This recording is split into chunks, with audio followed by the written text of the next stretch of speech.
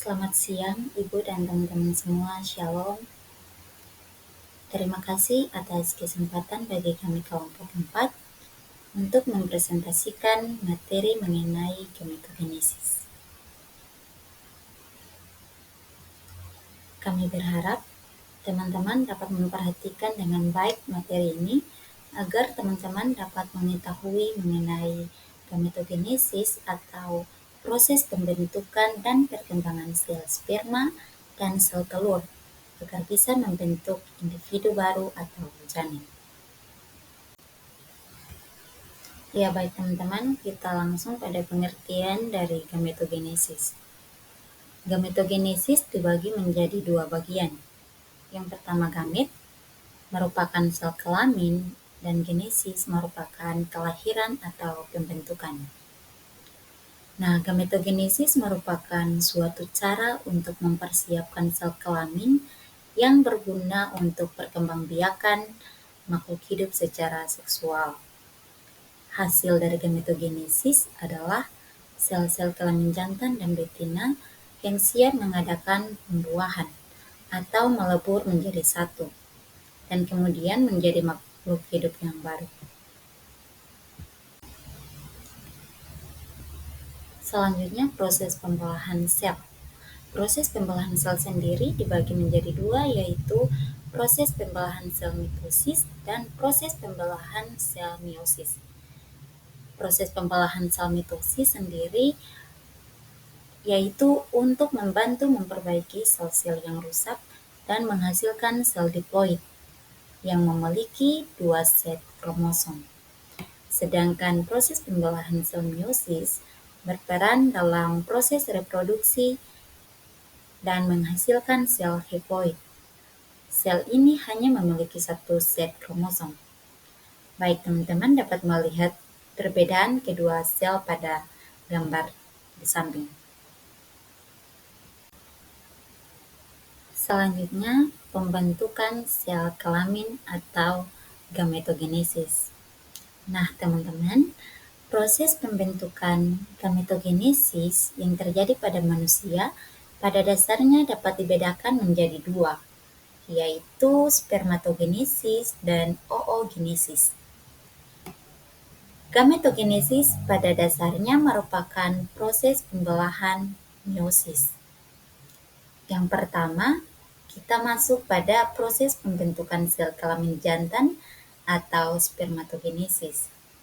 Ya, proses pembentukan sel kelamin jantan atau spermatogenesis ini terjadi di dalam testis atau kelenjar kelamin pria.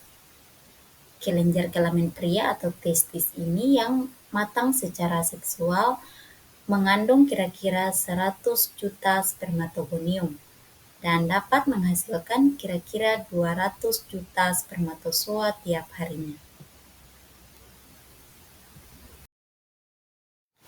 Selanjutnya, spermatogonium akan menghasilkan spermatosit 1 atau spermatosit primer.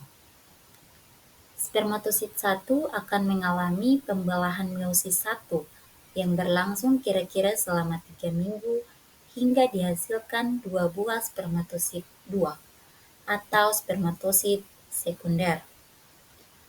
Lalu di akhir pembelahan meiosis 2 dan setelah mengalami pembelahan mitosis, spermatosit 2 akan menjadi spermatid. Keempat sel-sel spermatid ini padat dan kecil. 2 diantaranya mengandung kromosom X dan 2 yang mengandung kromosom Y.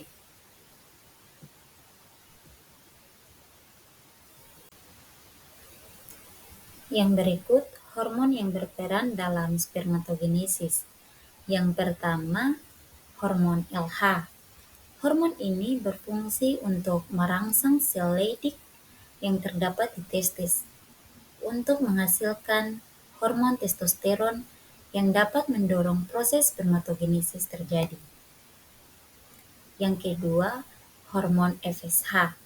Hormon ini merangsang sel Sertoli untuk menghasilkan ABP yang berfungsi untuk melindungi, menunjang, dan memberi makan benih sperma hingga menjadi sperma yang matang.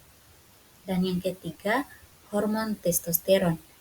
Hormon testosteron berfungsi untuk merangsang perkembangan organ seks untuk melakukan spermatogenesis. Baik teman-teman, selanjutnya kita melihat bagian-bagian sperma. Yang pertama, akrosom. Nah, teman-teman dapat melihat akrosom yang ada di bagian depan sperma. Nah, akrosom itu yang akan menembus sel telur. Yang kedua, bagian kepala sperma terdapat nukleus atau inti sel. Yang ketiga, bagian tengah sperma terdapat leher dan mitokondria. Dan yang terakhir, bagian ekor sperma terdapat membran plasma sebagai alat bantu gerak. Oke teman-teman, sekarang kita akan membahas yang kedua mengenai proses pembentukan sel kelamin betina atau oogenesis. Oogenesis merupakan proses pembentukan sel kelamin betina atau gamet betina yang disebut dengan sel telur atau ovum. Oogenesis terjadi di dalam ovarium. Sel induk telur yang disebut oogonium tumbuh besar sebagai oosit primer sebelum membelah secara meiosis. Masing-masing wanita mempunyai periode oogenesis yang berbeda. Periode ini akan dimulai sejak dari janin hingga pubertas yang membuat wanita mempunyai 60.000 hingga 80.000 folikel primer. Lalu, bagaimana proses pembentukan ovum atau oogenesis? Nah, yang pertama, oogonium akan membelah secara meiosis menjadi oosit primer. Lalu kemudian, oosit primer membelah secara meiosis menjadi dua buah sel yang berbeda, yaitu oosit sekunder dan badan kutub primer.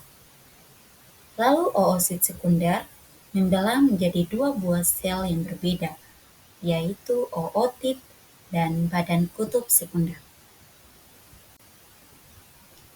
Selanjutnya, badan kutub primer akan membelah menjadi dua buah sel yang sama, yaitu badan kutub sekunder. Lalu kemudian ootit ini akan menjadi ovum atau sel telur. Dan yang terakhir, bagian-bagian ovum.